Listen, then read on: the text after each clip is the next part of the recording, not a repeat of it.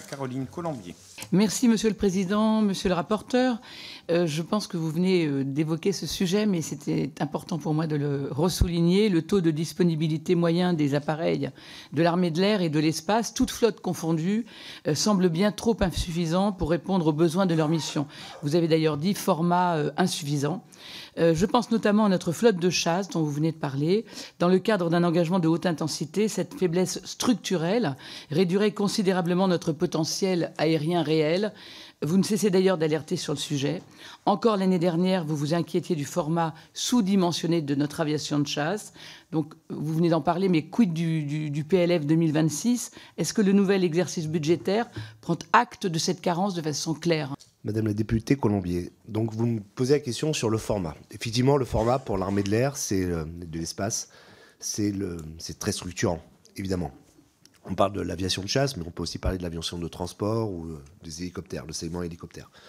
Il faut voir que l'armée de l'air est, à mon avis, et c'est pas qu'à mon avis, elle est sursollicitée entre ses activités, son entraînement, ses missions. Je pense à l'armement de ses bases en Jordanie, sur la base H5, sur sa présence à Djibouti, sur la réassurance du flanc Est, à Mayotte, dans des activités de service public, notamment pour les missions FAISTOS, pour parfois le transport de greffons dans le cadre de programmes sur la santé, le pont aérien qui a été effectué après l'ouragan Chido à Mayotte, l'année précédente c'était en Nouvelle-Calédonie. Vous voyez, il y a un empilement d'opérations qui sursollicitent cette armée de l'air. Alors, je ne parle même pas des exercices qui sont là aussi très structurants pour que notre dissuasion ou que notre armée de l'air et d'espace soit crédible et robuste. Avec des exercices comme Volfa ou Poker auxquels je vous invite de participer. Je ne suis pas le seul à le dire. Le constat est partagé par tous. Le constat est partagé par l'état-major de l'armée de l'air et de l'espace, mais aussi par le ministre, qui ici même a dit que le poids de forme, comme pour les frégates, ces 18 frégates de premier rang, le poids de forme de l'armée de l'air et de l'espace doit être de 230 plateformes, de 230 aéronefs. Alors, le problème, c'est que, de facto, il y a une mutualisation dans le cadre d'un empilement des contrats opérationnels. Par exemple, en cas d'alerte nucléaire, il y aura un arbitrage inévitable qui devra être fait entre l'opération stratégique et l'opération conventionnelle. Et cela au détriment des missions opérationnelles, de la posture permanente, une posture permanente de dissuasion ou une posture permanente d'alerte. Et ce choix n'est pas acceptable. C'est pour ça que je plaide pour la démutualisation de ces missions, c'est-à-dire affecter une sanctuarisation, affecter les avions, les Rafales nécessaires à la dissuasion et les avions, Rafale ou Mirage, sur d'autres missions plus conventionnelles. Ce format impacte aussi l'entraînement. Vous savez que la norme OTAN est de 180 heures par pilote par an, je l'évoquais dans mon rapport. On en est très loin.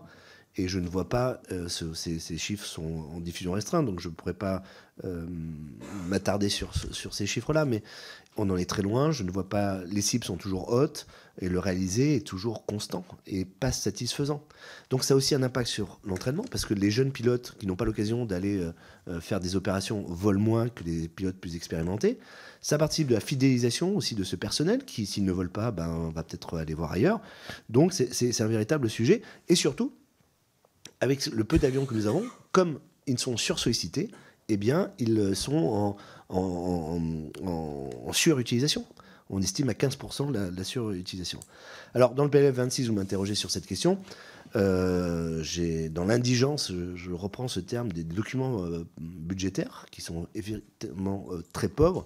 Il n'y a pas ces 20 rafales supplémentaires pourtant annoncées et par maintenant notre Premier ministre, et confirmé par le président de la République. Donc c'était... Pourtant, dans les PAP, dans les documents budgétaires, le terme de réarmement est utilisé plus d'une cinquantaine de fois. Force est de constater que ça ne se concrétise pas clairement. Et les seules commandes qui apparaissent, c'est pour malheureusement combler l'attrition due à l'accident, tragique accident qui a eu lieu l'année dernière entre deux rafales.